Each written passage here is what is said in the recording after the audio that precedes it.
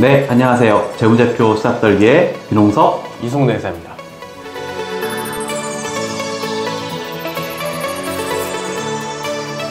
요 근래 엔화 환율이 좀 많이 떨어졌죠. 네. 엔저 현상 때문인지 제 주변에도 일본으로 여행 다녀오신 분들 굉장히 많으세요. 맞습니다. 요즘 일본의 통화인 엔화, 이 상대적 가치가 떨어지는 엔저 현상을 좀 보고 있는데요.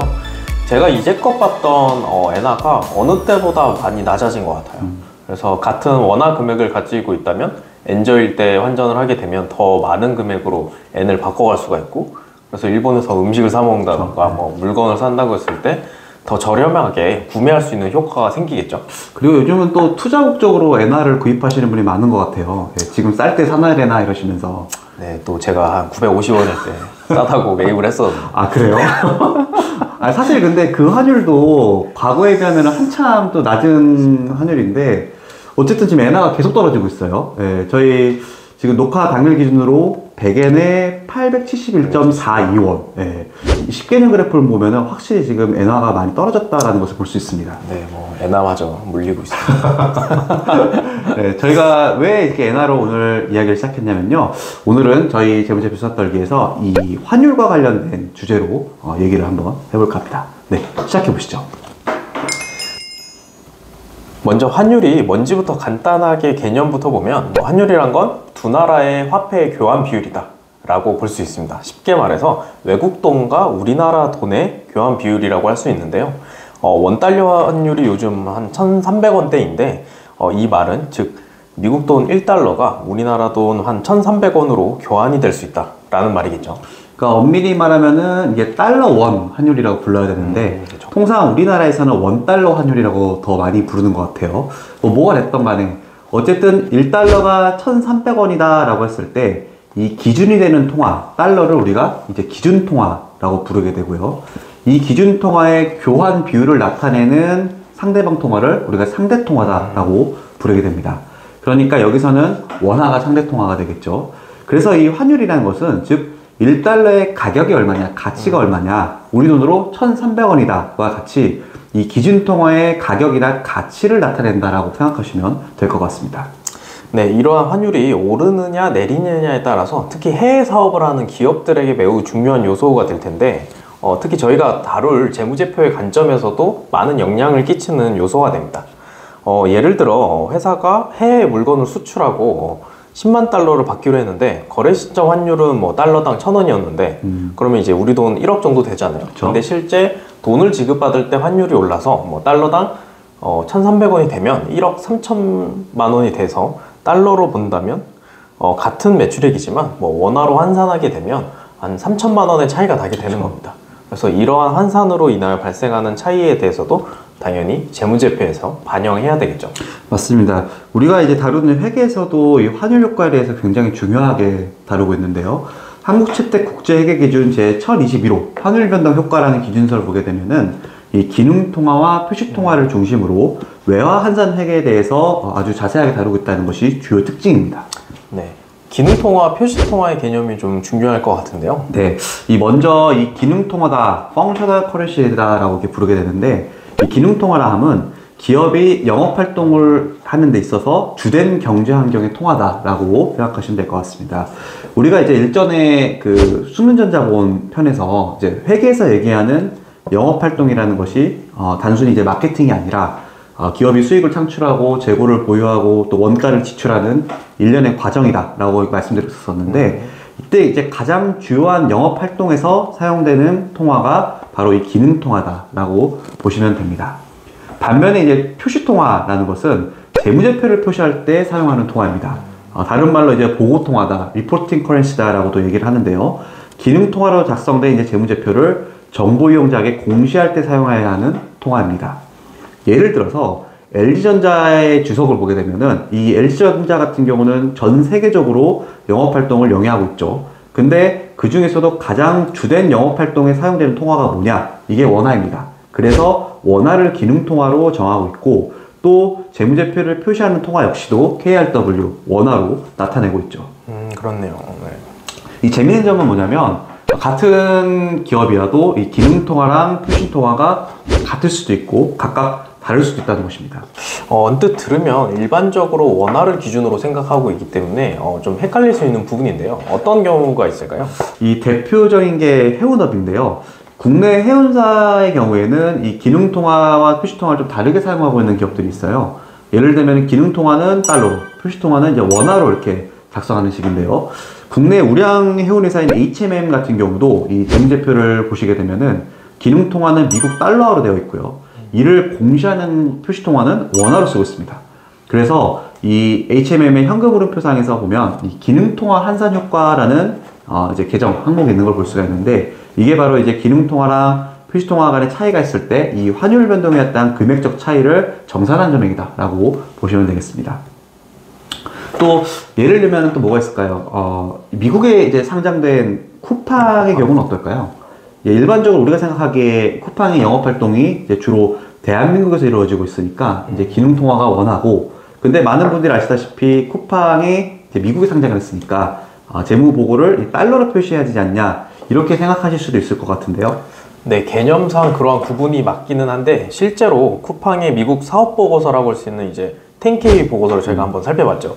그래서 실제 미국에서 상장이 된 쿠팡 INC는 사실상의 지주사여서 기능통화와 표시통화가 모두 달러로 통일되게 사용을 하고 있고요.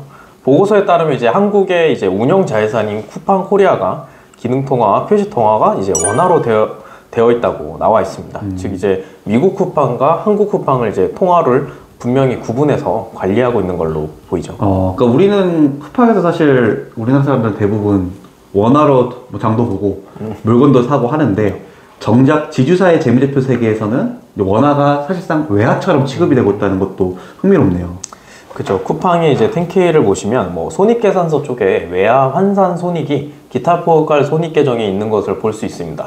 아마도 뭐 다른 해외 시장도 진출을 하고 있기 때문에 뭐 원화 내지 또 다른 외화들과 또 달러 간의 환산 손익을 포함해 놓은 것으로 보입니다. 그렇군요. 자, 회계에서 이제 우리가 통화에 대한 기본 개념을 좀 알아봤는데, 그렇다면 이제 환율과 관련해서 재무제표의 중요한 계정을 얘기해 봐야 되잖아요. 환율과 관련된 대표적인 이제 계정들을 보면은 외화 차손익이 있고 외화 환산손익이 있고 또 해외 사업장 환산손익을 들 수가 있습니다. 네, 각각을 좀 간단하게만 설명을 드려보려고 하는데요. 예를 들어서 회사가 올해 10월에 100달러의 매출을 발생했고 이때 환율이 1달러에 1000원이었다라고 하면 매출은 당시 환율에 따라서 10만 원이 되지만 실제 대금이 들어온 게 뭐 11월이다 라고 하면 1달러당 그 당시에 11월에 뭐 만약에 1100원이었다고 하면 11만 원이 들어오게 되겠죠. 그래서 매출 채권은 10만 원인데 현금이 11만 원이 들어오는 상황이 발생한 거죠. 그러니까 외화 매출 채권을 가지고 있기 때문에 이 환율 변동에 따라서 만 원의 이익이 발생하는 거죠. 네, 이러한 환율 변동의 차이 만 원이 외환 채권 보유에 따른 이익인 외환 차익의 계정으로 기록되는 것입니다. 반대로 이제 만약에 환율이 떨어진다라고 하면은 이제 외환 차손으로 손실이 인식되는 것이고요. 네. 또 다른 경우를 들어볼까요? 뭐 만약에 회사가 10월에 100달러의 매출이 발생했는데 11월에 돈을 받는 게 아니라 만약에 한 12월까지도 아직 돈을 받지 못했다라고 하면 어떨까요? 뭐 그러니까 보고기간 말까지 12월 31일까지 아예 돈이 안 들어온 경우. 그렇죠. 그래서 회사는 이제 기말 재무제표에 이 100달러의 외화 채권을 12월 말일자로 원화로 환산을 해줘야 되는데요. 만약에 연말의 환율이 1달러에 1200원이다 라고 하면 100달러의 채권은 12만 원의 매출 채권이 되겠죠. 그래서 이 차이인 2만 원이 외환 채권 보유에 따른 외화 환산 이익이 됩니다. 앞서 외환 차익과의 그 차이점은 아직 실현되지 않은 미실현 이익이라는 것이죠. 네, 그렇죠. 그리고 이제 뭐 한 가지로 해외 사업장 환산 손익이라는 또 어려운 계정이 있어요. 그러니까 이와 같은 경우는 이제 자회사를 주로 해외 기업에 두고 있는 기업에서 발견될 수 있는 계정인데요. 해외 종속회사의 자산과 부채는 이제 보고기간 말의 환율로 적용을 하고, 자본은 이제 투자 시점의 환율로 적용. 그다음에 손익거래 항목 같은 경우는 각 거래 시점의 환율이나 평균 환율을 사용하다 보니까 이 대차 차이가 좀 발생하게 되죠. 네, 그래서 이걸 이제 조정해 주는 게 우리 해외 사업장 환산 손익이다 정도로 알고 계시면 될 것 같습니다. 결국 이제 환율의 변동이 재무제표 실적에 직접 반영되기 때문에 환율 변동에 따라서 어떤 기업은 호재로 또 어떤 기업은 악재로 작용할 수밖에 없는데요. 맞습니다. 그래서 사실 예를 들어서 아까 말씀드렸지만 N1 환율이 하락하고 있는 경우에도 예를 들면 전체 매출 비중 중에 해외 기업, 해외 수출 비중이 높은 기업, 그리고 그 중에서도 일교량 매출이 높은 기업 같은 경우에는 말씀드렸던 논리로 환차손이 발생하니까 정상적인 상황보다도 수익성이 악화될 수밖에 없게 되는 것이겠죠. 그러니까 똑같은 엔저여도 일본 제품을 수입하는 기업들의 장부에는 우리가 유리한 효과를 작용을 하겠지만 반대로 이제 수출 기업들한테는 기본적으로 좀 숫자상 불리하게 적용이 된다. 이 점을 좀 말씀드리고 싶습니다. 네, 맞습니다. 하지만 환율이 오르락 내린다고 해서 모든 기업이 동일하게 영향을 받는 것은 아닌데요. 중요한 건 이제 이 환율 변동 효과가 민감한 기업들의 경우에는 환율 변화에 노출되는 이 자산 부채를 환해지를 통해서 그 환율 변동을 줄이려는 노력을 하게 됩니다. 대표적으로 수많은 고객들의 이 자산 관리를 해야 되는 보험업종 같은 경우가 이런 환율 변동 효과에 굉장히 민감하기 때문에 이 환해지 기법 같은 걸 굉장히 많이 사용하죠. 네, 예를 들면 이제 대형 보험사인 삼성생명의 경우에는 2022년 공시보고서를 보게 되면 환 위험을 피하기 위해서 100% 환해지를 원칙으로 한다라고 나와 있습니다. 100% 환했죠.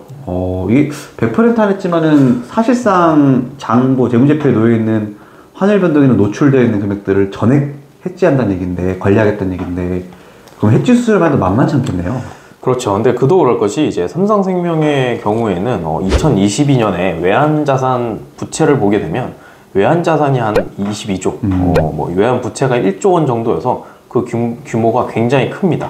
따라서 엄청난 규모의 외화를 해지하지 않으면 환율 변동에 따라서 원화 환산 손실에 대한 변동이 높아지게 되니까 또 이를 리스크로 보고 관리하고 있는 것이겠죠. 그렇겠네요. 이게 아무래도 한해지를 만약 안 한다, 그냥 이제 그대로 놔둔다라고 하면은 만약에 환율이 달러당 10원만 떨어져도 하락해도 순자산 평가액은 굉장히 크게 감소할 수가 있으니까요. 네, 맞습니다.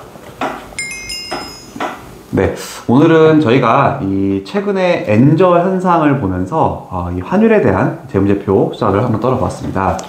네, 내가 관심 있어 하는 기업이 세계 시장에서 글로벌하게 활동을 하고 있다면 재무제표 속 환율에 대한 이해는 또 필수적이겠죠. 좋습니다. 네, 이쯤에서 저희 20번째 재무제표 수학 떨기를 마무리하겠습니다. 네, 시청해주셔서 감사합니다. 지금까지 민홍석, 이승훈 의사였습니다. 감사합니다.